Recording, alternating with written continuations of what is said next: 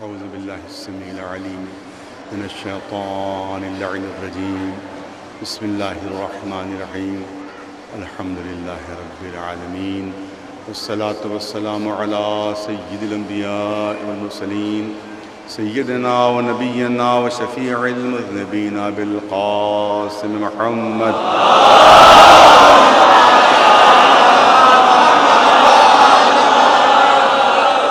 وأهل بيته الطيبين الطاهرين المعصومين أما بعد فقد قال رسول الله صلى الله عليه وآله وسلم ذکر علی عبادہ صلوات بھیجنے پر محمد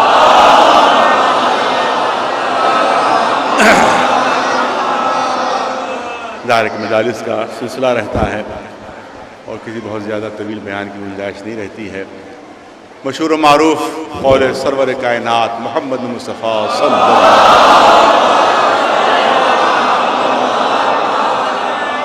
ذکر علی عبادہ، علی کا ذکر عبادت ہے، علی کا تذکرہ عبادت ہے۔ کبھی رسول یہ ارشاد فرما رہے ہیں کہ اپنی مجلسوں کو ذکر علی سے زینت بخشو، صلوات بھیجنے میں۔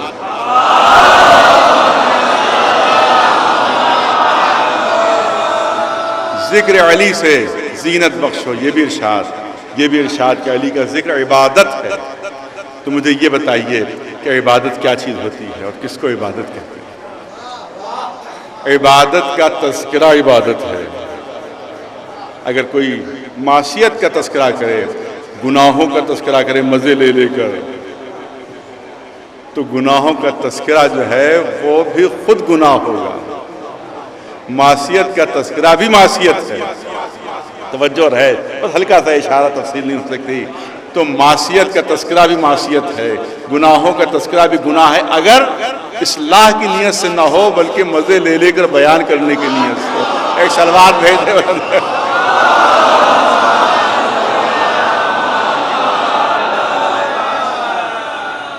اس کا مطلب ہے کہ تذکرہ گناہ بھی گناہ ہے اور تذکرہ معصیت بھی معصیت ہے، اور مولا کے لیے ارشاد ہو رہا ہے کہ ذکر علی کرو، ذکر علی عبادت ہے۔ اگر مولا علی کی زندگی میں کوئی ہلکی سی بھی معصیت ہوتی تو پوری زندگی کے تذکرے کو عبادت قرار نہ دیا گیا۔ ایک صلوات بھیجتے ہیں۔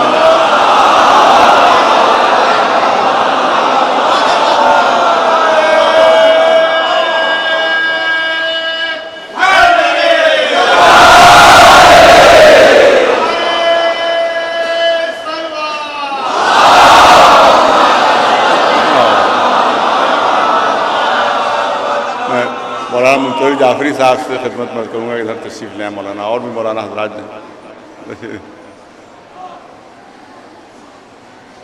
تشریف لیں۔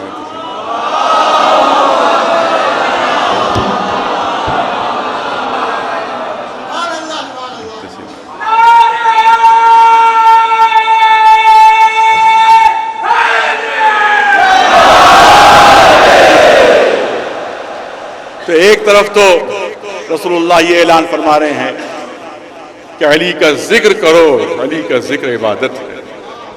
دوسری طرف ایک اور اعلان کہ ذکر علی سے اپنی مجلسوں کو زینت بخشو۔ اب ظاہر ہے کہ تفصیل کا موقع نہیں، ایک طرف تو یہ ہے، اور دوسری طرف کوشش یہ کہ تاریخوں میں ذکر علی آنے نہ پائے، مولا علی کا تذکرہ نہ آنے پائے۔ کوشش ہو رہی کہ تاریخ سے مولا علی کا نام مٹا دیا جائے۔ بہت تفصیلی موضوع ہے، انشاءاللہ زندگی رہی، حیات رہی تو امامبڑا فرما کی مجلسوں میں کوشش کروں گا اس موضوع کو پیش کروں۔ بہت تفصیلی، یہاں تو صرف اشارہ ہی ہو سکتا ہے کیونکہ ایک مجلس میں پورا موضوع نہیں آ سکتا۔ کوشش کروں گا میں کہ خلاصہ آپ کے سامنے صرف اشارے پیش کروں کہ یہاں آپ کیا تاریخ کی کوشش یہ کہ تذکر علی ہونے نہ پائے، اور رسول کا ارشاد یہ کہ ذکر علی عبادت۔ مورخین کی کوشش یہ کہ ذکر علی اور نام علی نہ آئے، اور رسول کا فرمان کہ اپنی مجلسوں کو علی کے ذکر سے زینت بخشو۔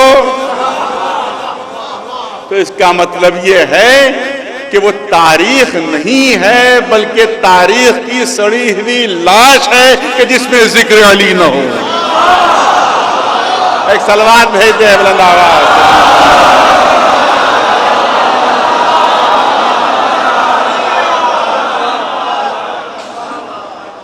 بنی امیہ کے زمانے میں، بنی عباس کے زمانے میں پوری حکومتوں کی طاقتیں صرف ہو گئیں کہ مولا علی کے فضائل دنیا تک نہ پہنچیں، ذکر علی دنیا تک نہ پہنچے. گڑھی گئی حدیثیں، کیونکہ ابھی ایک مظاہرہ ہوا، میں جب بمبئی میں گیا تھا تو بمبئی بہت بڑا مظاہرہ ہوا تھا کیو ٹی وی کے خلاف، کیونکہ کیو ٹی وی میں وہاں پر ایک مولانا نے ایک ایسی حدیث پیش کر دی جو مولا علی کی شان کے بالکل خلاف. تو اس سلسلے میں جب تحقیق کی تو پتہ چلا کہ وہ حدیث آئی کہاں سے، کتابوں میں درج کیسے ہے. تو پتہ چلا کہ ایک صاحب تھے، صحابی رسول، جن کا نام تھا سمرہ ابن جندب. دیکھیے یہ ہسٹری ہے اس کی، اس حدیث کی. سمرہ ابن جندب نام تھا. حاکم شام نے ان کو بلایا اور کہا کہ آپ کو کچھ حدیثیں گڑھنا، حدیثیں گڑھنا ہے جو نام ہم بتائیں ان کی شان میں اور علی کی مخالفت میں، علی کی مخالفت میں ہو اور جن شخصیتوں کا ہم نام لیں ان کی شان میں.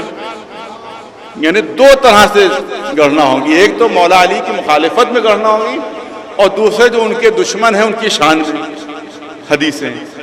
تو اب تاریخ میں درج ہے، آپ دیکھ رہے ہیں تاریخ بہت مشہور تاریخ ہے، خمیس ہے، بہت مشہور تاریخ، اس میں یہ چیز درج ہے. باقی سامنے پیش کر کہ سمرہ ابن جندب نے اپنے ریٹ بتائے.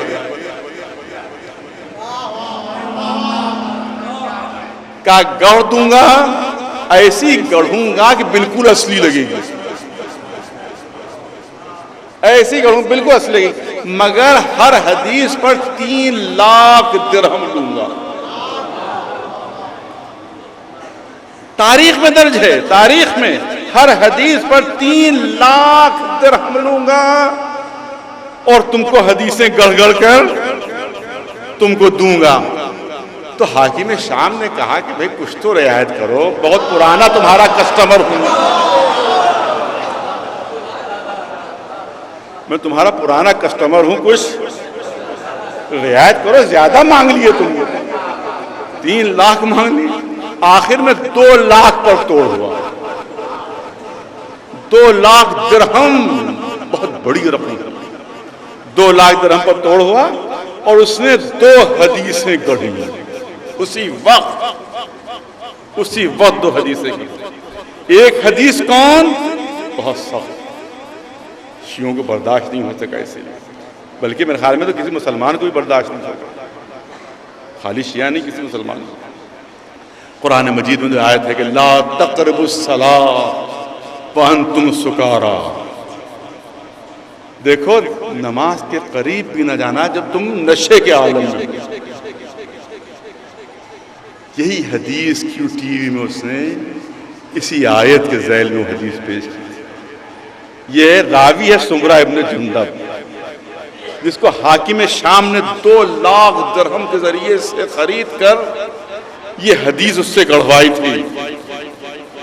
حدیث سخت، کیا بتائیں، بہت سخت معاملہ ہے، لیکن کیا کیا جائے، بچوں جوانوں تک بات پہنچنا چاہیے. اس نے حدیث گڑھی کہ یہ آیت اس وقت نازل ہوئی کہ جب حضرت علی نے عالم نشہ میں شراب معاذ اللہ پی کر نماز پڑھائی ہے اور اس میں نماز پڑھا نہیں سکے، اس وقت یہ آیت نازل ہوئی تھی کہ دیکھو شراب کے عالم میں تم نماز قریب بھی نہ جایا کر. یہ اس آیت کے سلسلے میں یہ اس نے حدیث گڑھی. اور دوسری آیت جو قرآن میں ہے شب ہجرت کے سلسلے میں وَمِنَ النَّاسِ مَن يَشْرِي نَفْسَهُ ابْتِغَاءَ مَرْضَاتِ اللَّهِ. اب دیکھیے اتنا اس نے ظلم کیا ہے ذات مولا کائنات پر. ایک تو وہ حدیث مذمت میں گڑھی اس نے، اور دوسری حدیث یہ گڑھی کہ یہ آیت علی کی شان میں نہیں بلکہ ابن ملجم کی شان میں نازل۔ یہ بچوں تک یہ بات پہنچنا چاہیے۔ تو اس طرح سے فضائل علی کو چھپانے کی کوشش کی گئی اور اس طرح سے یہ حدیثیں گڑھ گڑھ کر یہ پیش کی گئیں۔ لیکن عالم اسلام کی، ابھی میں نے مجلس میں عرض کیا کہ عالم اسلام کی انتہائی مشہور شخصیت، جہاں ایسے لوگ ہیں وہاں ایسے لوگ بھی موجود ہیں، جہاں سمرہ ابن جندب جیسے ہیں وہاں امام شافعی جیسے بھی موجود ہیں، کہ جن کا یہ قول موجود ہے، ان کا پورا دیوان میرے پاس محفوظ ہے، ان کا پورا دیوان عربی میں محفوظ ہے، جو کسی شیعہ ملک سے نہیں چھپا ہوا ہے بلکہ مصر سے چھپا ہوا ہے، کہ جس میں مولا کی شان میں جو اشعار ہیں وہ اشعار بیان کرنا مقصود نہیں ہے، ان کا ایک قول پیش کرنا مقصود ہے۔ کسی نے پوچھا کہ آپ علی کے فضائل بیان کیجئے، کسی نے کہا علی کے فضائل بیان کیجئے، علی کے بارے میں کچھ کہیے، تو کہا بس اتنا سن لو کہ علی کی شخصیت وہ شخصیت ہے، علی کی ذات وہ ذات ہے کہ دشمنوں نے دشمنی میں فضیلتیں چھپائیں۔ امام شافعی کہہ رہے ہیں کہ دشمنوں نے دشمنی میں فضیلتیں چھپائیں اور دوستوں نے موت کے خوف سے فضیلتیں نہیں بیان کی، لیکن پھر بھی زمانے میں اتنی فضیلتیں علی کی آ گئی ہیں کہ پوری کائنات پر فضیلتیں چھا گئی ہیں۔ ایک سلوات بھیجیں اللہ۔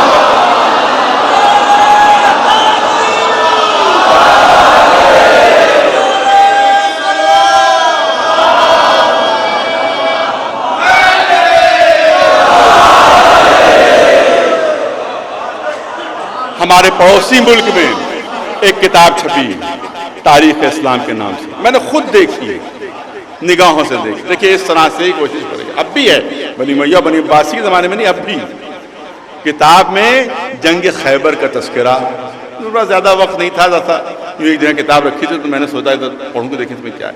میں نے جنگ خیبر کا جہاں تذکرہ تھا تو میں نے سوچا کہ اسی جنگ کو دیکھ لوں کہ کیا لکھا ہے۔ پوری جنگ لکھ گیا اور علی کا نام نہیں آیا۔ میں ممبر سے کہہ رہا ہوں آپ کے سامنے، پوری جنگ لکھ دی اس نے لیکن کہیں نام علی نہیں آیا۔ پوری کوشش کر ڈالی کہ اس نے کہ علی کا نام نہ آنے پائے۔ اچھا پھر میں نے دیکھا آخر میں دیکھوں کہ اس نے لکھا کہ فاتح خیبر کون ہے۔ ارے وہاں تو نام ضرور لکھے گا، یہ اگر واپس آنے والوں کا نام نہیں لکھ رہا ہے تو فتح کرنے والے کا نام تو ضروری تحریر کرے گا۔ اب وہاں جانتے ہیں اس نے کیا ترکیب کی، وہاں یہ جملے لکھے ہوئے تھے کہ اللہ کی مدد سے خیبر فتح ہوا۔ جملے کیا تھے؟ علی کا نام نہیں لکھا، اللہ کی مدد سے خیبر فتح ہوا۔ علی کا نام نہیں لکھنا چاہ رہا تھا، مجبوراً اللہ کا نام لکھا۔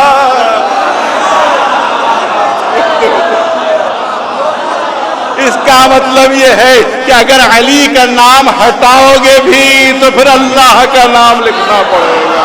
ایک صلوات بھیج دے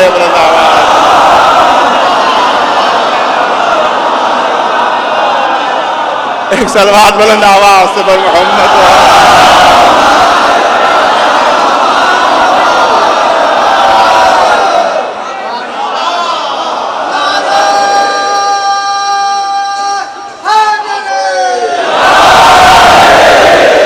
اور کہاں کہاں سے علی کا نام ہٹاؤ، کہاں کہاں سے تذکرہ ہٹاؤ گے۔ ارے کیا نہیں لکھو گے جب اگر کعبے کا تذکرہ ہو؟ کیا نہیں لکھو گے کہ تاریخ انسانیت میں صرف ایک ہی شخصیت ہے جو کعبے کے اندر پیدا ہوئی، صرف ایک ہی ذات ہے جو کعبے کے اندر پیدا ہوئی، اس کے علاوہ کوئی نہ ابتدا میں نہ قیامت تک کوئی اور نہ پیدا ہوا ہے کعبے کے اندر نہ پیدا ہوگا؟ کیا نہیں لکھو گے کہ کبھی رسول کسی کے استقبال کے لیے نہیں گئے مگر علی کے استقبال کے لیے؟ کیا نہیں لکھو گے کہ کعبے میں آج تک جو شگاف پڑا ہوا ہے اس شگاف کی تاریخ کیا ہے؟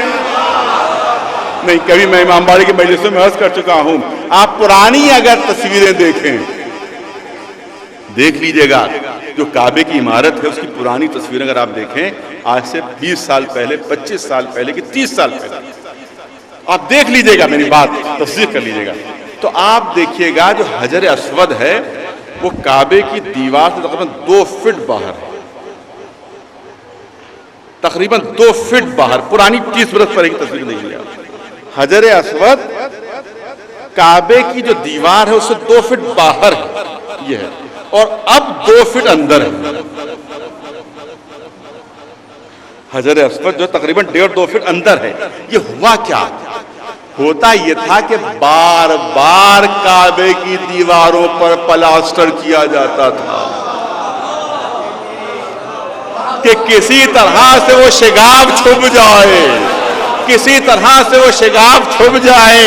ارے 2 فٹ اور 3 فٹ کے ریلے پلاسٹر کروا دیے، مگر جب بھی پلاسٹر ہوتا تھا ادھر پلاسٹر کر کے ہٹے، ادھر وہیں پر شگاف پیدا ہو گیا جاتا۔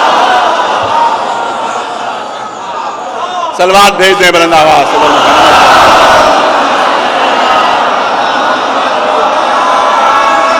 اب تذکرہ آ گیا تو سنیے۔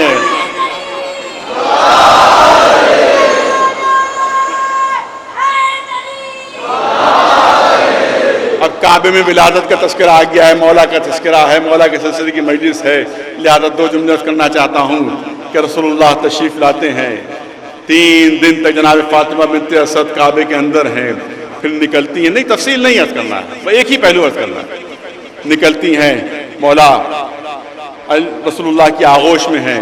اچھا عام طور سے اب تصور کیا ہوگا، بالکل الگ ہٹ کر بات کرنا ہے، تصور کیا ہوگا کہ رسول اللہ کی آغوش میں تھوڑی دیر رہے علی، اس کے بعد جناب فاطمہ بنت اسد نے ماں نے پھر اپنی آغوش میں لے لیا ہو، پھر لے کر اپنے گھر تشریف لے گئی ہوں جناب ابو طالب کے گھر، کیونکہ جب جناب خدیجہ سے پہلے رسول اللہ جناب ابو طالب کے گھر میں رہے، وہیں پرورش پائی، لیکن جناب خدیجہ سے جب عقد ہوا تو اب گھر الگ ہو گیا تھا، اب رسول اللہ کا گھر الگ تھا، جناب فاطمہ بنت اسد کا گھر الگ تھا، دور تھا، فاصلہ تھا۔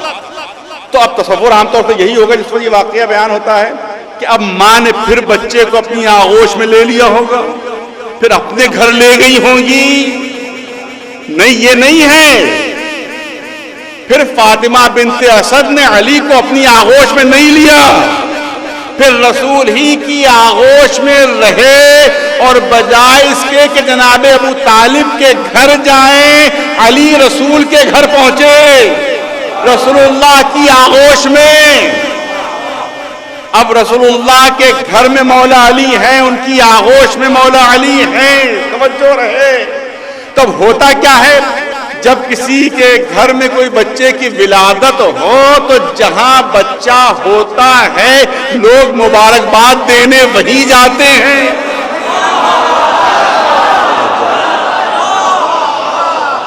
لوگ مبارکباد دینے وہیں جاتے ہیں۔ لہذا اب جو لوگ مولا علی کی ولادت کی مبارکباد دینے جا رہے ہوں گے تو جناب فاطمہ بنت اسد کے گھر نہیں، جناب ابو طالب کے گھر نہیں جا رہے ہوں گے، بلکہ رسول اللہ کے گھر آ رہے ہوں گے کہ اب دھارے کو اس وقت اعلان رسالت تو ہوا نہیں ہے، تو لوگ آ کر یہی مبارکباد دے رہے ہوں گے کہ اے محمد بھائی مبارک ہو، تمہیں بھائی مبارک ہو۔ اور ایک بہت کامن سوال ہے کہ جو ہر بچے کی پیدائش پر کیا جاتا ہے، ممکن ہی نہیں ہے کہ یہ سوال نہ کیا گیا اللہ کے رسول سے۔ وہ کامن سوال کیا ہے؟ وہ سوال یہ ہے کہ جب بھی کوئی بچہ پیدا ہوتا ہے لوگ مبارکباد دینے آتے ہیں، تو بہت عام سوال ہے یہ، بتائیے کس کی شکل پر گیا ہے؟ توجہ رہے، کس کی صورت پر گیا ہے بچہ؟ بتائیے چہرہ کس سے مل رہا ہے اس کا، ہاتھ پیر کس سے مشابہ ہیں اس کے؟ توجہ رہے، ہاتھ پیر کس سے مشابہ ہیں، چہرہ کس سے مل رہا ہے، ناک کس پر گئی ہے، آنکھیں کس پر گئی ہیں، ہونٹ کس پر گئے ہیں؟ یہ کامن سوال ہے کہ نہیں ہے؟ اور اس کے بعد وہ گھر والا جواب دیتا ہے کہ بھئی پیشانی تو بالکل دادا پر ہے، اور ناک تو بالکل نانا سے مل رہی ہے، اور ہونٹ جو ہے فرض کیجئے کہ ماموں سے مل رہے ہیں، اور رخسار جو ہے فرض کیجئے فلاں عزیز سے مل رہے ہیں، تو اس کے بعد وہ شباہت ملائی جاتی ہے کہ بھئی ناک فلاں سے مل رہی ہے، اور کچھ حصہ ننیال پر گیا اور کچھ حصہ ددھیال پر گیا ہے، یہ سب گفتگو ہوتی ہے۔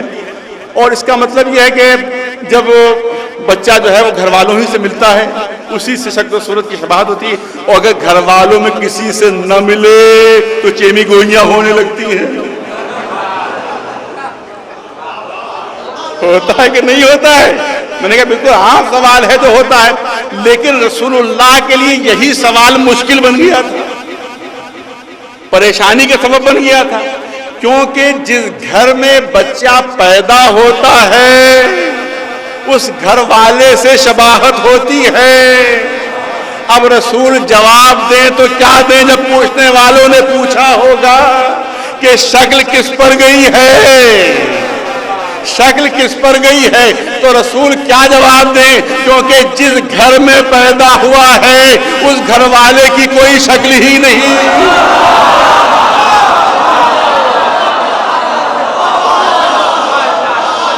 اس گھر والے کی کوئی شکل ہی نہیں ہے، تو اب رسول جواب دیں تو کیا دیں؟ تو یقیناً پریشانی پیش آئی ہوگی، مشکل پیش آئی ہوگی۔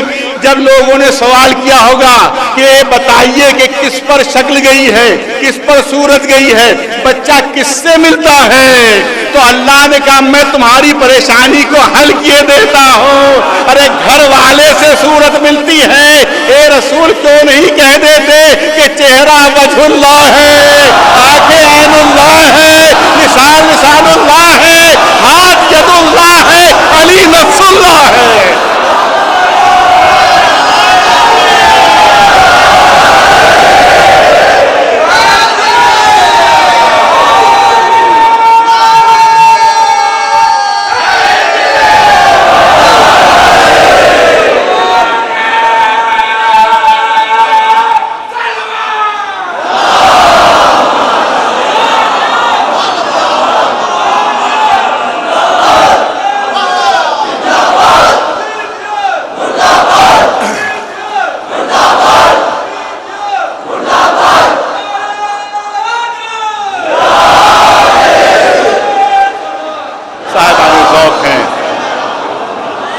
جو چاہ رہا ہوں بہت میں گنجائش نہیں ہے، تو اس کا مطلب یہ ہے کہ اب چہرہ اللہ نے اپنی طرف منسوب کر لیا، آنکھیں اللہ نے اپنی طرف منسوب کر لی، زبان اللہ نے اپنی طرف منسوب کر لی، ہاتھ اللہ نے اپنی طرف منسوب کر لیا، پہلو اللہ نے اپنی طرف منسوب کر لیا۔ اور یہ علی کون ہے؟ یہ علی وہ ہیں کہ جن کو رسول نے دعائیں کر کے مانگا ہے، جو رہے یہ علی وہ ہیں جو رسول نے دعائیں کر کے جنہیں مانگا ہے۔ ارے اسی وجہ سے 40 سال اعلان رسالت میں تاخیر کی، علی ہی کی وجہ سے۔ تو اس کا مطلب ہے کہ علی کو دعائیں مانگ مانگ کر رسول نے طلب کیا۔ اب دوسری پریشانی رسول کے لیے یہ آ گئی کہ ہر چیز اللہ نے اپنی طرف منسوب کر لی، اللہ نے اپنی طرف منسوب کر لی۔ اب جس کو دعائیں مانگ کر طلب کیا ہے وہ تو اللہ نے سب اپنی طرف منسوب کر لیا، لہذا اب کیا کیا جائے؟ لہذا جو بچا ہے وہ میں اپنی طرف منسوب کر لوں، لہذا فوراً سند دے دی، یا علی لحمک لحمی و دمک دمی، علی تمہارا خون میرا خون ہے، تمہارا گوشت و پوست میرا گوشت پوست ہے۔ اس کا مطلب یہ ہے کہ جب علی دنیا میں آئے تو اپنے نہیں رہے۔ پوری توجہ چاہ رہا ہوں حضرات، علی کے نہیں رہے، علی اپنے نہیں رہے، تو علی میرے خیال میں دل ہی دل میں مسکرا رہے ہوں گے کہ بھئی آدھا میں تو تقسیم ہو گیا، آتے ہی تقسیم ہو گیا، آدھا اللہ نے اپنی طرف منسوب کر لیا اور آدھا رسول نے اپنی طرف منسوب کر لیا۔ اب آدھے علی اللہ کے ہو گئے اور آدھے رسول کے ہو گئے، لہذا اب جو علی سے محبت کرے گا وہ علی سے محبت نہیں ہوگی بلکہ آدھی اللہ سے محبت ہوگی رسول سے محبت ہوگی، اور جو علی سے دشمنی رکھے گا وہ علی سے دشمنی نہیں ہوگی بلکہ عادی اللہ سے ہوگی، عادی رسول۔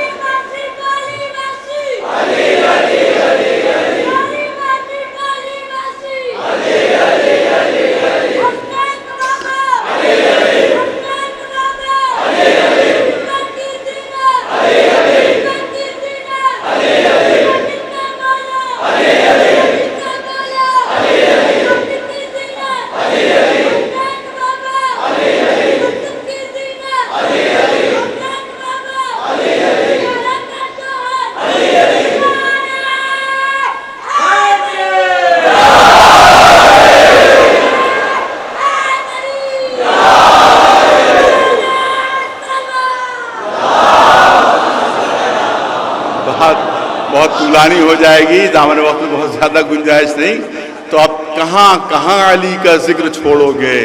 تاریخ کعبہ لکھو گے تو کیا نہیں لکھو گے کہ کون شخصیت وہ ہے کہ جس کے سوائے کوئی کعبے میں پیدا نہیں ہوا؟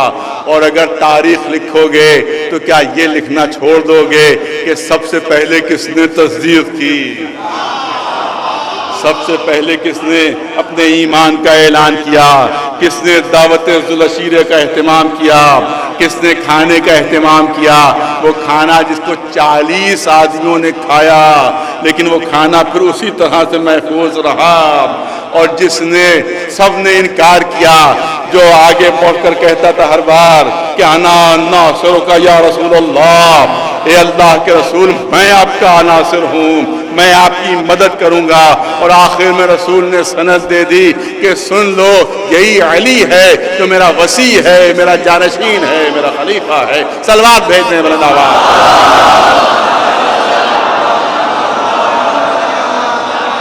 نہیں تفصیل نہیں عرض کروں گا، جو واقعات آپ سنتے رہتے ہیں ان کی تفصیل نہیں، ان کا صرف اشارہ ہے۔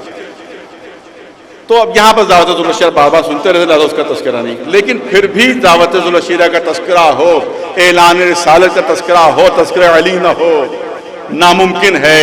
اسی طرح سے اب اعلان رسالت ہو چکا ہے، علی وعدہ کر چکے ہیں کہ اللہ کے رسول میں آپ کی مدد کروں گا، لہذا اب تاریخ میں واقعہ درج ہے کہ مشرکین نے سازش یہ کی کہ خود سامنے نہیں آئے بلکہ چھوٹے چھوٹے بچوں کو لگا دیا،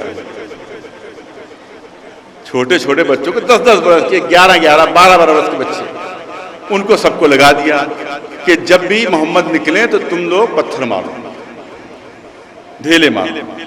تو اب جو رسول اللہ صبح کو نکلے تو مولا علی ساتھ نہیں تھے، کیونکہ پہلی مرتبہ نکلے تھے دعوت رسالت کے بعد، اعلان رسالت کے بعد نکلے تھے، تو مولا علی ساتھ نہیں تھے۔ لیکن جب رسول واپس آئے تو زخموں سے چوٹ، یہاں تک کہ عمامہ خون سے تر تھا، اور جسم کا خون تاریخ میں ہے، جسم کا خون بہہ کر جوتیوں کے اندر تک چلا گیا، اتنے پتھر مارے گئے۔ علی گھبرا گئے، ایسے کو 10.5 برس کا سن ہوگا، اللہ کے رسول یہ کیا ہوا؟ آپ گئے تھے تو صحیح حالم تھا، یہ کیا ہوا؟ کہا مشرکوں کافروں نے سازش کی کہ خود تو سامنے نہیں آئے، اپنے بچوں کو نہیں لگا دیا، اب میں بچوں سے کیا لڑتا؟ کہا اللہ کے رسول میں نے وعدہ کیا ہے کہ میں آپ کی مدد کروں گا، لہذا کل مجھے آپ اپنے ساتھ لے کر چلیے گا۔ مولا علی دوسرے دن نکلے، اب ادھر بچے 200-250 اور ادھر رسول چلے ہیں تو 10 برس کے علی ساتھ۔ دور سے بچوں نے دیکھا کہ آ رہے ہیں رسول، مگر ان کے ساتھ ایک چھوٹا سا بچہ بھی ساتھ۔ ابھی میں نے سوچا کہ اپنے ہی جیسا بچہ تو ہے، اپنے ہی جیسا بچہ تو ہے. یاد رکھیے کہ جس نے علی کو اپنا جیسا سمجھا وہ مار کھایا.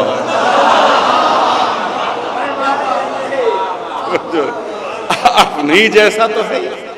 اب جیسے ہی انہیں نے حملہ کرنا چاہا، علی دوڑ کر آگے بڑھے اور اس کے بعد کسی کا ہاتھ ٹوٹا، کسی کا پیر ٹوٹا، کسی کی آنکھ ٹوٹی، کسی کا جبڑا ٹوٹا، اور سب بچے بھاگتے ہوئے اپنے گھروں پر پہنچے اور یہ کہتے ہوئے کہ علی نے ہماری ہڈیاں توڑ دی، علی نے ہماری ہڈیاں توڑ دی. رسول واپس آئے، صحیح و سالم تھے، محفوظ تھے. مجھے یہ بتائیے کہ پہلے دن میں اور دوسرے دن میں کیا فرق تھا؟ پوری توجہ. پہلے دن میں اور دوسرے دن میں کیا فرق تھا؟ پہلے دن رسالت نکلی، زخمی ہو کر واپس آئی. توجہ رہے. پہلے دن رسالت نکلی، زخمی ہو کر واپس آئی.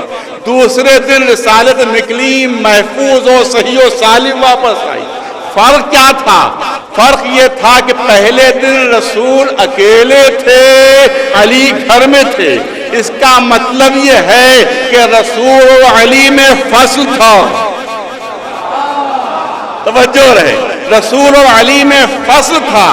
تو جب فصل پیدا ہوا تو رسول زخمی ہو گئے، رسالت زخمی ہو گئی، اور دوسرے دن علی اور رسول بلا فصل تھے، لہذا رسالت محفوظ رہی.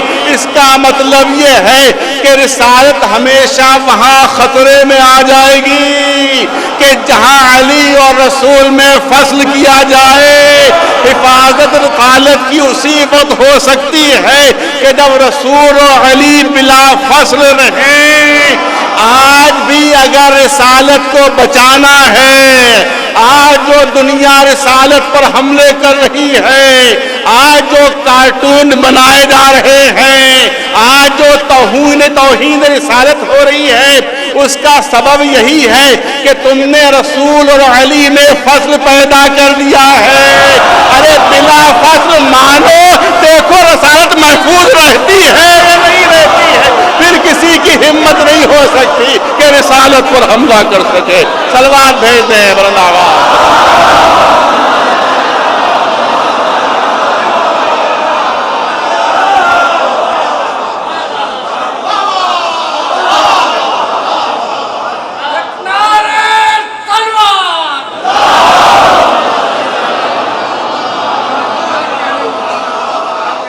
تو اگر تاریخ کوئی لکھے تو کیا نہیں لکھے گا کہ جس وقت رسالت پر حملہ ہوا ہے تو کون بچہ تھا کہ جس نے رسول کی حفاظت کی تھی. روایت میں دو لفظ ہیں کہ جب وہ بچے پٹ کر واپس گئے تو روایت میں دو لفظ ہیں. ایک لفظ یہ ہے کہ کہتے تھے کہ قزمنا علی. جب ماں باپ نے پوچھا تمہارا یہ کیا حال ہوا کہ قزمنا علی، قزمنا علی، قزمنا علی. علی نے ہماری ہڈیاں توڑ، علی نے ہماری ہڈیاں توڑ. اور دوسری روایت میں ہے کہ قزمہ نہیں تھا بلکہ قسم علی. قسم علی، قسم علی کے معنی کیا ہے؟ سواست، سین سے نہیں. قسم علی، قسم علی کا مطلب یہ ہے کہ علی نے ہماری کمر توڑ دی، علی نے ہماری کمر توڑ دی. اور یاد رکھیے ادھر علی جوان ہوئے، ادھر وہ بچے جوان ہوئے. توجہ رہے. ادھر یہ علی جوان ہوئے، ادھر وہ بچے جوان ہوئے. ادھر علی علمدار لشکر ہیں، ادھر وہی بچے بدر کے میدان میں دشمنوں کی صورت میں ہیں. جیسے ہی علی سامنے آئے وہی بچے جو جوان ہو چکے تھے بے ساختہ ان کی زبان پر آیا جا قاسمنا، ارے ہماری کمر توڑنے والا آ گیا.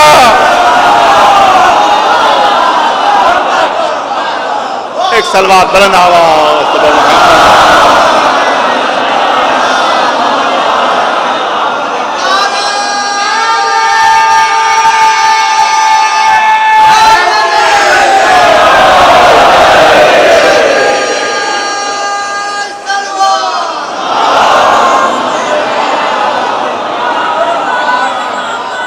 ارے شب ہجرت کا تذکرہ کرو گے تو کیا تذکرہ علی چھوڑ دو گے؟ کیا نہیں لکھو گے کہ کون بستر پر لیٹا تھا، کون شبیہ رسول بنا تھا؟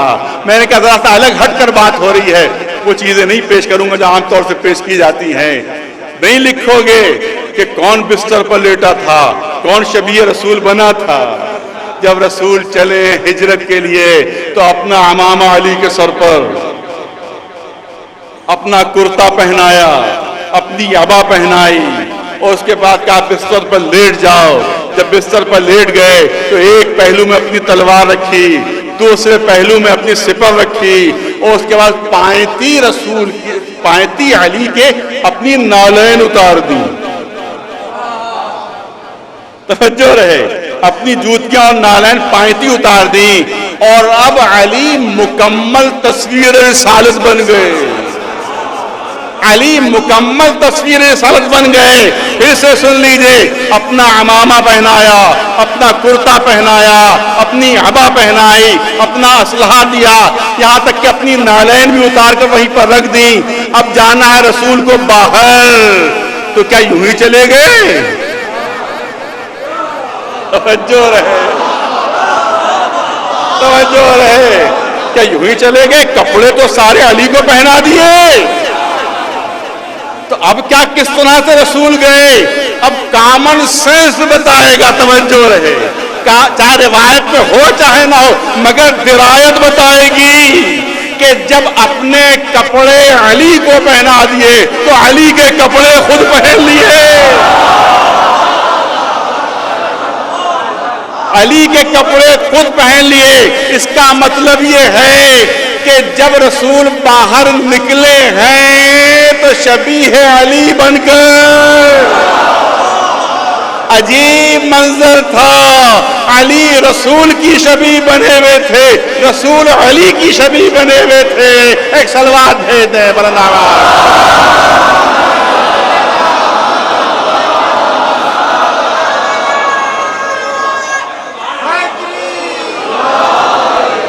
میں نے کہا تھا جلدی بیان کرنا، تھوڑا سا الگ ہٹ کر، وہ تو عام چیزیں جو پیش ہوتی ہیں ان کو ذرا سا تو پہلے سے مجمع جانتا، ان کو دہرانے سے کیا فائدہ ان چیزوں کو۔ لہذا شب ہجرت کا تذکرہ اور مولا علی کا تذکرہ نہ ہو، پہلی جنگ کا تذکرہ ہو اور مولا علی کا تذکرہ نہ ہو۔ پہلی جنگ جو ہوئی جنگ بدر ہوئی، جنگ بدر ہوئی ہے جس میں 1000 کے قریب دشمن تھے، اسلحے سے غرق تھے، بالکل اسلحے سے غرق تھے، جو اس زمانے کا بہترین اسلحہ اس زمانے کا ہو سکتا ہے سب ان کے پاس، جیسے آج کی اسرائیلی فوج کے پاس دنیا کا ہر بہترین اسلحہ موجود ہے، اسی طرح سے وہ مکے سے فوج جو آئی تھی اس میں اس زمانے کا بہترین اسلحہ تھا۔ اور ادھر جو رسول اللہ کے ساتھ تھے ان میں سے چند کے پاس تلواریں تھیں، چند کے پاس نیزے تھے، اور کچھ تو کھجوریں اور لاٹھیاں اور ڈنڈے لیے ہوئے تھے، گھوڑے تک نہیں تھے سوائے۔ فاقہ مستی تھی، کمزوری کا عالم تھا۔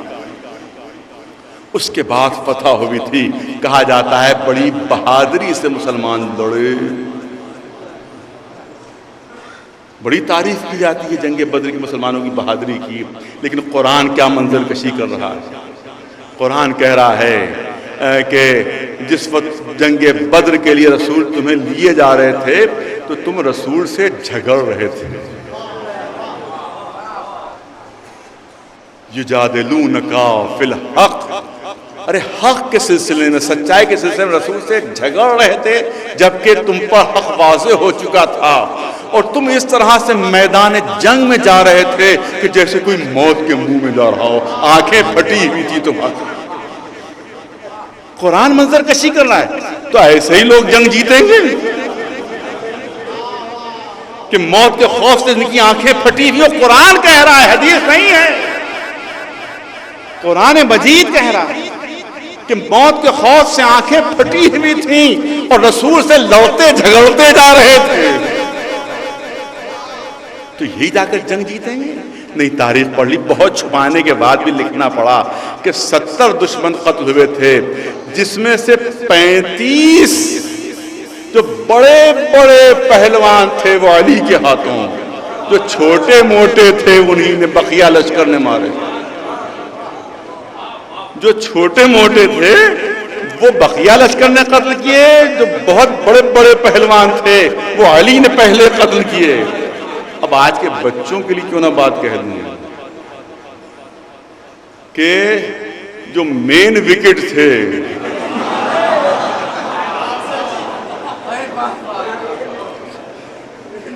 جو بڑے بڑے بیٹسمین تھے جن کو آؤٹ کرنا مشکل، ان کو تنہا اگر کوئی آؤٹ کر دے اور بقیہ بالر ٹیل اینڈرز کو آؤٹ کریں تو یہ بتائیے کہ مین آف دی میچ کس کو ملے گا؟ بچوں کے لیے دو جملے. مین آف دی میچ کس کو ملے گا؟ وہ جنہوں نے ٹیل اینڈر کو آؤٹ کیا یا وہ کہ جس نے جو مضبوط بیٹسمین تھے ان کو آؤٹ کیا؟ 35 علی نے تنہا قتل کیے اور 35 پورے مسلمانوں کے لشکر نے مل کر، اور ان کے قتل میں بھی علی شریک تھے، اس میں بھی ان کو علی کی مدد کی ضرورت پڑی. اس کا مطلب یہ ہے کہ اب اگر بدر کے سلسلے میں فیصلہ کیا جائے تو مین آف دی میچ کون ہوگا، اور اس کے بعد ساری جنگیں دیکھ لیے جنگوں کا فاتح کون ہے. تو اس کا مطلب یہ ہے کہ ہر جنگ میں مین آف دی میچ علی قرار پا رہے ہیں. اور آخری جنگ ہوئی ہے جنگ حنین، جنگ حنین کے فاتح بھی علی ہیں. تو جب ہر جگہ مین آف دی میچ علی ہیں تو اب آخر میں کیا فیصلہ ہوتا ہے؟ مین آف دی سیریز. ایک سلوات بھیج دیں بلند آواز.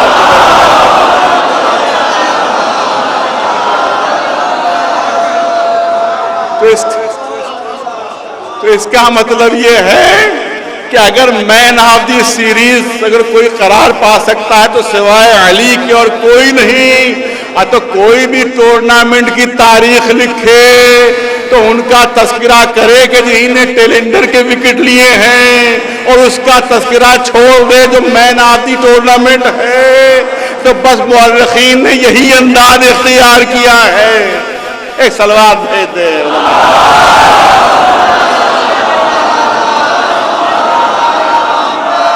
ایک سلوات بلند آواز سے بر محمد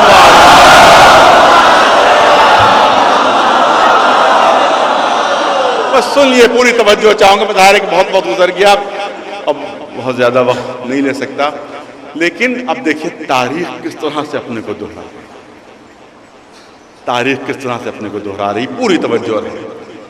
ابھی جو حزب اللہ اور اسرائیل سے جنگ ہے تو حزب اللہ کی تعداد 3000 سے 4000 کے اندر، اور جس فوج نے اسرائیل کی حملہ کیا اس کی تعداد تھی 36,000. وہ خالی فوج نہیں تھی، اوپر سے ایئر کور تھا، زبردست قسم کے ہوائی جہاز مسلسل حزب اللہ والوں پر بمباری کر رہے ہیں.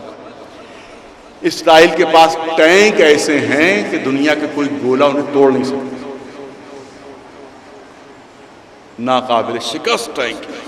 ایسی توپیں ہیں کہ دنیا کی ترقی یافتہ ترین توپیں، بہترین اسلحہ. اور حزب اللہ کے پاس وہی پرانا فرسودہ قسم کا اسلحہ. تعداد 3 سے 4000. 36,000 فوج نے حملہ کیا. ان کے 3 ٹارگٹ تھے اسرائیل کے 3 ٹارگٹ. ایک تو نصر اللہ جو لیڈر ہیں حزب اللہ کے، ان کا قتل، 3000 کو ختم کر کے حزب اللہ کو، پھر نصر اللہ کا قتل. دوسرے یہ کہ حزب اللہ کی بالکل کمر توڑ دیں، ختم کر دے، اس کا نیست و نابود کر دیں. اور تیسرے یہ کہ جو 2 ان کے گرفتار اسرائیلی ہیں ان کو چھوڑا دیں. انہوں نے سوچا تھا کہ مشکل سے چند گھنٹوں کا یہ ٹارگٹ ہے، اس میں چند گھنٹوں سے زیادہ نہیں لگیں گے. لیکن پورے 34 دن تک جنگ ہوتی رہی. نہ نصر اللہ کو کوئی غزن پہنچا سکے، نہ اپنے 2 قیدیوں کو چھڑا سکے. حزب اللہ کی کمر کیا توڑتے، خود ان کی کمر ٹوٹ گئی، خود ان کی کمر ٹوٹ گئی۔ سی این این میں ماشاءاللہ پڑھا لکھے نوجوان موجود ہیں کہ سی این این میں ایک اسرائیلی سپاہی کا لائیو انٹرویو نشر ہو رہا تھا، اور سی این این کا جو تھا نمائندہ، اس نے اسرائیلی سپاہی سے پوچھا کہ یہ بتائیے ہماری سمجھ میں نہیں آتی، دنیا کی بہترین فوج آپ کی، دنیا کا بہترین اسلحہ آپ کے پاس ہے، ہوائی کور موجود تھا، بہترین ٹینک آپ کے پاس تھے، بہترین اسلحہ آپ کے پاس تھا، بہترین توپیں آپ کے پاس تھیں، آپ کی تعداد 36,000 تھی، حزب اللہ کی تعداد بہت مختصر تھی، اس کے بعد آپ کو شکست کیسے ہو گئی؟ تو اس نے کہا کہ ہمیں غلط اطلاع دی گئی تھی، سنیے تاریخ دیکھیں کے ساتھ ذرا۔ اس نے کہا کہ ہمیں سی این این پر لائیو ہمیں غلط اطلاع دی گئی تھی، ہم سے یہ کہا گیا کہ حزب اللہ صرف 3,000 ہیں،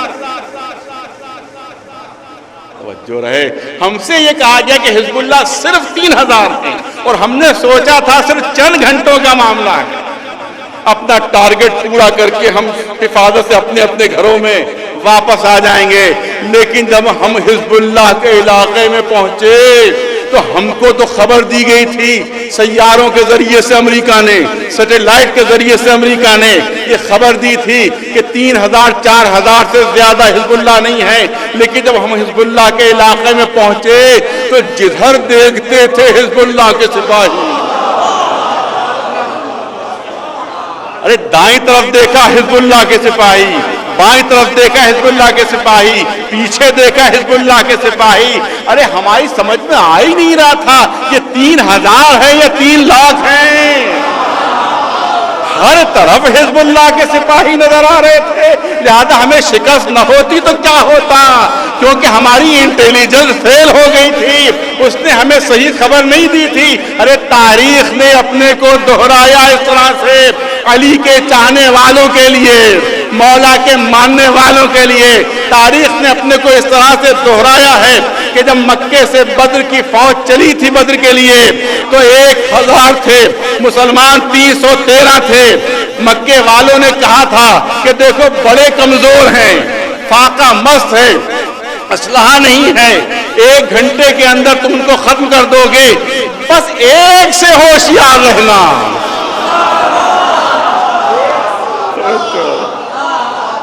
ارے ایک سے ہوشیار رہنا۔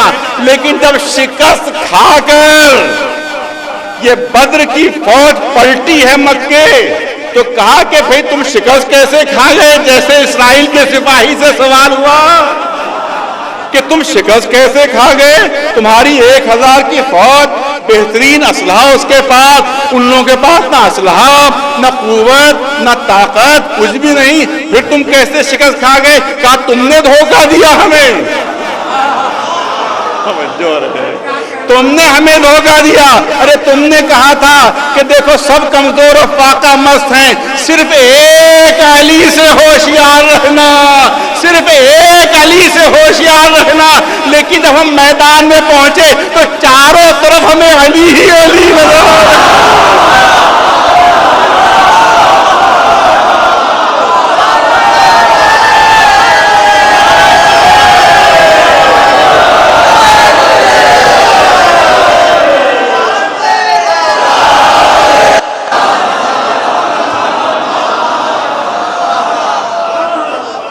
تو اگر علی کو تاریخ سے ہٹا لیا، وہ جملہ پھر دوہرا دوں کہ اگر علی کو تاریخ اسلام سے ہٹا لیا جائے تو تاریخ اسلام ایک سڑی ہوئی لاش میں تبدیل ہو جائے گا، جہاں سوائے شکست کے، جہاں سوائے فرار کے، جہاں سوائے ہار کے اور کچھ نظر نہیں آئے گا۔ اگر اسلام کو فاتح دکھانا ہے تو علی کا نام تو لینا ہی پڑے گا، کیونکہ تاریخ اسلام جب آگے بڑھتی ہے تو یا علی کہتی نہیں آگے بڑھتی۔ ایک سلوات بھیج دیں بلند آواز،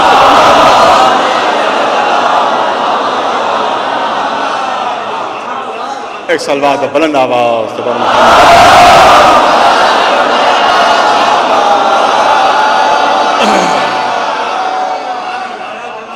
چاہنے والوں کا مجمع، محبت کرنے والوں کا مجمع، مولا علی سے الفت کرنے والوں کا مجمع۔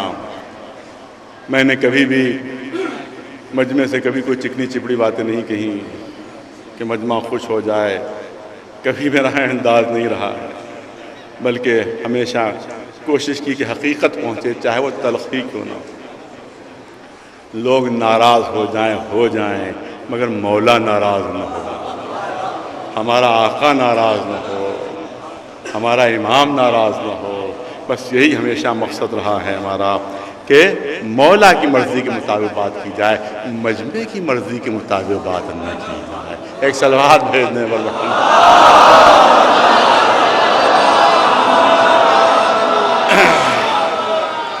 کہا جاتا ہے کہ صاحب مولا مولا مولا ہر وقت زبان پر مولا، لیکن آپ سمجھ لیں، ہم سب سمجھ لیں کہ مولا کی اگر 4.5 سال کی حکومت دیکھیں آپ، اور جو آئندہ آنے والی حکومت ہے اس کی بھی روایتیں پڑھ لیں، اس کی بھی روایتیں پڑھ لیں، تو ایک عجیب چیز آپ کو ملے گی جو ہماری روح کو اس کی وجہ سے روح کانپ جاتی ہے کہ مولا نے خطاؤں پر دشمنوں کو تو معاف کیا ہے مگر اپنوں کو معاف نہیں کیا۔ عجیب چیز ہے، یہاں کہا جاتا ہے کہ بس مولا کی چاہنے والی سیدھے جنت میں مولا بھیج دیں گے، سیدھے، بس نہ پوچھنا نہ گچھنا کچھ۔ چاہنے والے ہو چلو جنت، چاہنے والے ہو چلو جنت، دروازہ کھلا ہوا ہے چلو جنت۔ نہیں، غلط فہمی ہوگی، دھوکہ ہوگا۔ مولا نے دشمنوں کو چھوڑا ہے مگر اپنوں کو نہیں چھوڑا، ان کو سزا دی، ان کو سزا دی۔ ارے ہم تو صرف مولا کہتے ہیں، نصیری تو خدا کہہ رہے تھے۔ آپ دیکھیں کہ کبھی کبھی ہمارے شاعر اپنی شاعری میں نصیری کی تعریف، وہ سمجھتے ہیں کہ مولا بڑے خوش ہو رہے ہوں گے۔ اس سے بڑی حماقت نہیں ان کی، اس سے بڑی حماقت نہیں۔ وہ سمجھ رہے ہوں گے مولا خوش ہو رہے ہوں گے، ہم نصیری کی تعریف کر رہے ہیں، مولا بڑے خوش ہو رہے ہوں گے کہ ان کی تعریف کر رہا ہے کہ جو مجھے خدا مان رہے ہیں۔ یہی نصیری جب مولا کو پتہ چلا ہے کہ بہکے ہوئے لوگ مجھے خدا کہہ رہے ہیں، ان کو گرفتار کر کے لایا گیا۔ مولا نے کہا ان کو زندہ جلا دو،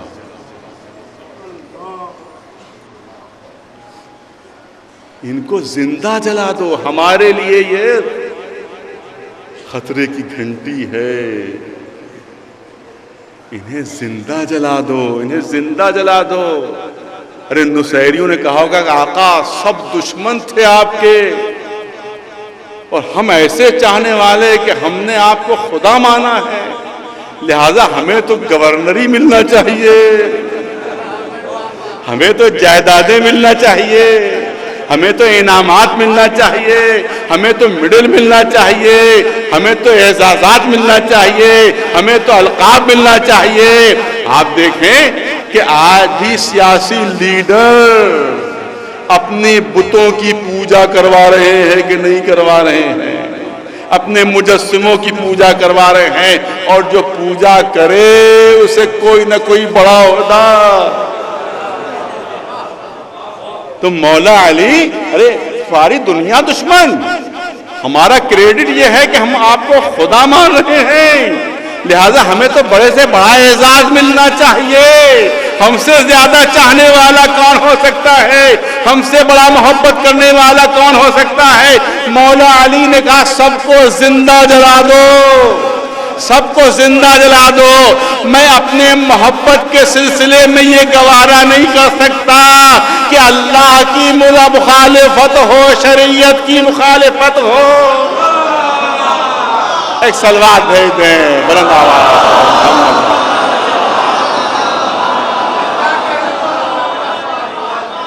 تو جو نافرمانی خدا میں مصروف ہیں، جو شریعت کی مخالفت میں مصروف ہیں، وہ نصیریوں کا انجام دیکھ لیں۔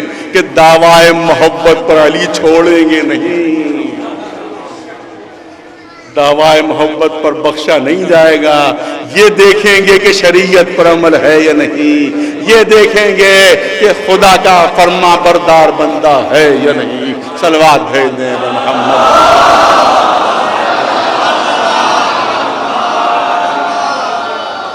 بہرحال بہت ضروری چیزیں کہ عام طور سے نہیں پیش کی جاتی، لیکن میں اپنا فریضہ سمجھتا ہوں۔ ظاہر ہے کہ صبح کو تابوت یہاں سے اٹھے گا، آپ حضرات میں شرکت فرمائیں گے۔ ایک بات کا ضرور دھیان رہے، بچے جوان، بزرگوں سے خطاب، بچے اور جوان اس بات کا خیال رکھیں کہ کوئی بھی ایسا عمل نہ ہو جو احترام رمضان کے خلاف ہو، کوئی بھی ایسا کام نہ ہو جو احترام رمضان کے خلاف، شریعت کے خلاف۔ کہ معلومات صبح ہو گئی ہے، تابوت کے ساتھ ساتھ ہیں، اور خدا نہ خواستہ، کیونکہ اب عادت تو ہے نہیں روزہ رکھنے کی عادت تو ہے نہیں، کیونکہ مولانا کہہ چکے ہیں، ذاکر کہہ چکے ہیں، خطیب یہاں سے بیان ہی کر چکے ہیں کہ تمہیں کسی عمل کی ضرورت نہیں، سیدھے جنت میں جاؤ گے۔ تو کہیں خدا نہ خواستہ ایسا نہ ہو جائے کہ جیب سے سگریٹ عادتاً جیب سے سگریٹ کی ڈبیاں نکل آئے، ہونٹ میں سگریٹ لگ جائے اور ماچس کی تیلی سے وہ سگریٹ سلگ جائے، تو آپ یاد رکھیں کہ روح علی تڑپ جائے، روح علی تڑپ جائے گی۔ مولا تابوت میں کروٹیں بدلنے لگیں گے، یہ ہے میرا چاہنے والا، یہ ہے میرا الفت کرنے والا، یہ ہے میرا محبت کرنے والا، جو شریعت کی کھلم کھلا خلاف ورزی کر رہا ہے، جو رمضان کی کھلم کھلا توہین کر رہا ہے۔ تو ہوشیار رہنا چاہیے ہمیں کہ دعویٰ محبت کرنے پر صرف رسول علی نہیں چھوڑیں گے جب تک کہ شریعت کی پابندی نہ ہو، جب تک کہ اللہ کی فرما برداری نہ ہو۔ اس بات کا ہمارے بچے، ہمارے جوان ضرور دھیان رکھیں کہ جس پر رسول نے فرمایا ہے، اے علی میرے بات تم پر بڑے ظلم ہو، تم پر بڑے ستم ہوں، اے علی عالم نماز میں تمہارے سر پر ضربت لگی، اے علی کیا تم اس مصیبت پر صبر کرو؟ تو مولا علی نے فرمایا، اے اللہ کے رسول آپ کیا ارشاد فرما رہے ہیں؟ صبر؟ اگر اسلام کی حفاظت میں یہ سر پر ضربت لگے گی تو صبر نہیں، شکر کرو کہ اللہ نے میری قربانی لے لی مگر اسلام بچ گیا۔ اسی لیے بچوں جوانوں کو اس بات کا دھیان رکھنا چاہیے۔ ہاں یہ میں وہی جملہ دہرا دو بس آخری جملے سلسلے کے، کہ دشمنوں کو معاف کر دیا ہے علی نے، مگر اپنوں کو سزا دی۔ تصور کیجئے اب دشمن بھی کیسا دشمن کہ جس کے ہاتھ میں تلوار ہے، اور تلوار بھی وہ تلوار کہ جس سے خون سر ٹپک رہا ہے۔ اب ایسے میں کیا انداز ہونا چاہیے؟ غصہ ہونا چاہیے، نفرت ہونا چاہیے، غیظ و غضب ہونا چاہیے، لیکن تاریخ گواہ ہے کہ جو ابن ملجم سامنے آیا ہے تو مولا کی نظر تلوار سے بہتے ہوئے خون پر نہیں تھی بلکہ ابن ملجم کے چہرے پر۔ دیکھا کہ ہونٹ خشک ہیں، امام حسن سے کہا، کیونکہ بہت سخت بات تھی اسی لیے قسم دے کر کہا، اے حسن تمہیں میرے حق کی قسم، جیسا کاسے شیر میرے لیے آیا ہے، جیسا دودھ کا پیالہ میرے لیے لایا گیا ہے، ویسے ہی ابن ملجم کے لیے۔ میں اس وقت تک اس کاسے شیر میں ہاتھ نہیں لگاؤں گا جب تک ابن ملجم کی پیاس نہیں بجھ جائے گی۔ جب قاتل کی پیاس بجھی ہے تب مولا نے اس قاصے شیر کو ہاتھ لگایا ہے، اے آقا آپ کو قاتل بھی پیاسا گوارا نہیں، آ کر کربلا کے میدان میں دیکھیے آپ ہی کے خانوادے کے چھوٹے چھوٹے معصوم بچے، عالم یہ ہے کہ 3 دن کی پیاس ہے جس میں ایک 3 برس کی ننھی سی سکینہ بھی ہے اور ایک 6 مہینے کا علی اصغر بھی ہے۔ روایت کہتی ہے کہ جتنا وقت گزرتا جاتا تھا مولا کی اذیت میں اضافہ ہوتا جاتا تھا، تکلیف میں اضافہ ہوتا جاتا تھا، کیونکہ تکلیف صرف زخم سر کی نہیں تھی بلکہ ابن ملجم نے عرب کے تیز ترین زہر سے تلوار کو بجھایا، اور خود وہ ملعون کہتا ہے جب گرفتار کر کے لایا گیا تو خود اس ملعون نے کہا کہ یہ زہر اتنا تیز ہے کہ اگر اس زہر کو دریائے دجلہ میں ڈال دیا جائے تو دریا کی ساری مچھلیاں تڑپ کر مر جائیں گی۔ تو تصور کیجئے کہ اب مولا نے 3 دن تک کیسی اذیت برداشت کی، 3 دن تک زہر کی کیسی تکلیف برداشت کی ہوگی۔ اب تکلیف کے عالم میں تڑپ رہے ہیں، رات کا سناٹا ہے کہ کانوں میں کسی کے کرہنے کی آواز آئی، امام حسن کو قریب بلایا، اے حسن یہ کون ہے جو عالم تکلیف میں کراہ رہا ہے؟ امام حسن نے فرمایا بابا یہ ابن ملجم ہے۔ اب امام کے جملے سنیے کہ لگتا ہے حسن اس کی رسیاں کس کر باندھ دی گئی، ابن ملجم کو اذیت ہو رہی ہے، ابن ملجم کو تکلیف ہو رہی ہے۔ اے حسن مجھے اس وقت تک چین نہیں آئے گا جب تک کہ ابن ملجم کی رسیاں ڈھیلی نہ کر دی جائیں۔ امام کے کہنے سے قاتل کی رسیاں ڈھیلی کر دی گئیں۔ آقا ذرا آ کر دربار کوفہ و شام میں دیکھیے، آپ کی بیٹیاں بازوؤں میں اس طرح سے رسیاں بندھی کہ بازوؤں کے زخم سے خون بہ رہا ہے، ننھی سی سکینہ گلے میں اس طرح سے رسی بندھی ہوئی کہ بچی کا دم گھٹا جا رہا ہے، بیمار امام ہاتھوں میں ہتھکڑیاں، پیروں میں بیڑیاں، گلے میں توق، بس 2-4 جملے مصائب کے۔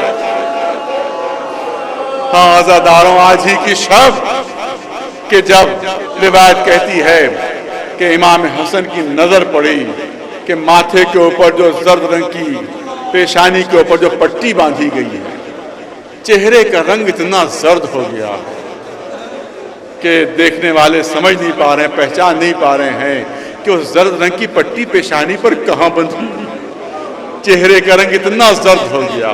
امام حسن گھبرا گئے، گھبرا کر جراح کو بلایا، جراح نے زخم سر کا معائنہ کیا، چہرے کی رنگت جراح کی بھی زرد ہو گئی۔ امام سمجھ گئے امام حسن کہ کیا کہنا چاہتا ہے، مگر اس سے پہلے کہ کچھ کہے امام حسن آگے بڑھے، جراح کا بازو تھاما کہ ذرا الگ ہٹ جاؤ کیونکہ پردہ قریب ہے، بیویوں تک آواز جا سکتی ہے، جو بات تم کہنے والے ہو کہیں بیویوں نہ سن لے، مجھے معلوم ہے کیا کہنا چاہتے ہیں۔ آقا اب اپنے بابا سے کہہ دیے جو وصیتیں کرنا ہو کر لے، زہر کا اثر اتنا سخت ہو چکا ہے کہ اب تھوڑی دیر زیادہ جینے کی امید نہیں ہے۔ امام نے وصیتیں فرمائیں، اس کے بعد روایت کہتی ہے کہ امام حسن کو قریب بلایا اور اپنی جتنی بھی اولادیں ہیں ان سب کا ہاتھ امام حسن کے ہاتھ میں دینا شروع کیا۔ اے حسن یہ تمہارے حوالے، اے حسن یہ تمہارے حوالے، اے حسن یہ تمہارے حوالے، سب کو امام حسن کے سپرد کر دیا، مگر ایک بچہ ایسا ہے جو زار و قطار رو رہا ہے، مگر اسے امام حسن کے حوالے نہیں کیا۔ باں ہاتھ جوڑ کر آگے بڑھی، آنکھوں سے آنسو جاری، اے آقا کیا میرے بچے سے کوئی خطا ہو گئی؟ کیا میرے بچے سے کوئی قصور ہو گیا ہے؟ اگر میرا بچہ کمسن ہے، میرا عباس ابھی چھوٹا ہے، اگر اس سے کوئی خطا ہو گئی ہو تو یہ ماں ہاتھ جوڑ کر اس کی طرف سے معافی مانگ رہی ہے۔ امام نے تڑپ کر کہا اے ام المؤمنین، ارے آپ یہ جملے کیوں کہہ رہی ہیں؟ عباس سے بھلا خطا کیسی کہ آقا آپ نے سب کو امام حسن کے سپورٹ کیا مگر میرے بچے عباس کو حسن کے حوالے نہیں کیا، کہ میرے بچے عباس سے کوئی قصور ہو گیا۔ یہ سننا تھا کہ اشارے سے امام حسین کو قریب بلایا، جناب عباس کو قریب بلایا، جناب عباس کا ہاتھ امام حسین کے ہاتھوں میں، اے حسین یہ عباس تمہارے حوالے، اے حسین یہ عباس تمہارے حوالے۔ اور اس سے پہلے جو امام حسن کے حوالے سب کو کیا تھا تو صرف امام حسن سے کہا تھا اے حسن یہ تمہارے حوالے، اے حسن یہ تمہارے حوالے۔ لیکن جب امام حسین اور جناب عباس کی نوبت آئی تو پہلے امام حسین سے کہا، پہلے امام حسین سے کہا کہ حسین یہ عباس تمہارے حوالے، پھر جناب عباس سے کہا اے عباس کہ حسین تمہارے حوالے۔ دیکھو مجھ سے عہد کرو، مجھ سے وعدہ کرو کہ جب تک زندہ رہو گے حسین پر کوئی آنچ نہیں آنے دو گے۔ آزادارو بس مجلس ختم ہی دو جملوں کی زحمت ہے۔ آخر وقت تھا کہ کیا بے ساختہ امام نے کہا السلام علیکم، میرا آپ سب پر سلام ہو۔ سب نے گھبرا کر کہا کہ اے بابا آپ کس کو سلام کر رہے ہیں، اے بابا علی آپ کس کو سلام کر رہے ہیں؟ کہا کہ رسول آ چکے ہیں، رسول آ چکے ہیں۔ ارے حضرت خدیجہ تشریف لا چکی ہیں، بابا ابو طالب بھی آ چکے ہیں، چچا حمزہ بھی آ چکے ہیں، اور فاطمہ زہرا بھی آ چکی ہے۔ ارے یہ سب مجھے لینے آئے ہیں۔ اے زینب سلام آخر قبول کرو، اے ام کلثوم میرا آخری سلام قبول کر لو، اے حسن حسین تمہیں سب کو سلام آخر، امام دنیا سے رخصت ہو گئے۔ جناب زینب ام کلثوم نے اپنے کو لاش پر گرا دیا، ماتم ہو رہا ہے، گریہ ہو رہا ہے، مگر میں ان شہزادیوں کی خدمت میں ہاتھ جوڑ کر عرض کرنا چاہتا ہوں اے شہزادیوں آپ نے اپنے کو بابا کی لاش پر گرا دیا مگر کیا کسی نے رونے سے روکا؟ کیا کسی نے تماچے بھی مارے؟ کیا کہیں سے کوڑے بھی لگے؟ آ کر کربلا کا منظر دیکھیے، ننھی سی سکینہ بابا کی لاش سے لپٹی ہوئی، کبھی شبر کے تماچے ہیں، کبھی پسرے ساتھ کے کوڑے ہیں، بس آخری جملے ہیں جنازہ مولا علی کا اٹھا۔ دیکھنے والوں نے عجیب منظر دیکھا، عجیب منظر دیکھا کہ ایک طرف تو حسن حسین لگے ہوئے ہیں اور دوسری طرف سے جنازہ خود بخود اٹھا ہوا۔ بس آخری دو جملے ہیں، جنازہ خود بخود اٹھا ہوا۔ اس شان سے جنازہ جا رہا ہے۔ جب امام حسن امام حسین واپس آئے تو پوچھنے والوں نے پوچھا کہ آقا ہم نے یہ منظر دیکھا کہ ایک رخ پہ تو آپ دونوں لگے ہوئے تھے اور دوسرے رخ کو دوسرے سرے پر وہ تابوت خود بخود اٹھا ہوا تھا، یہ کیسا منظر تھا؟ تو امام حسن امام حسین نے جواب دیا کہ وہ جبریل تھے، وہ میکائیل تھے جو بابا کا جنازہ اٹھائے ہوئے تھے۔ میں جبریل اور میکائیل کی خدمت میں عرض کرنا چاہتا ہوں کہ آپ علی کا جنازہ اٹھانے آ گئے، اگر نبی آئے ہوتے تب بھی علی کی اولادیں موجود تھے، علی کے بیٹے موجود تھے۔ ارے جنازہ اٹھ جاتا، ارے کربلا میں آ جائیے کہ چہارے کے گھر پر بے کفن حسین کا لاشا پڑا ہوا ہے۔ ارے خاک کربلا اڑ کر کفن بن رہی ہے، 3 دن تک کوئی لاش اٹھانے والا۔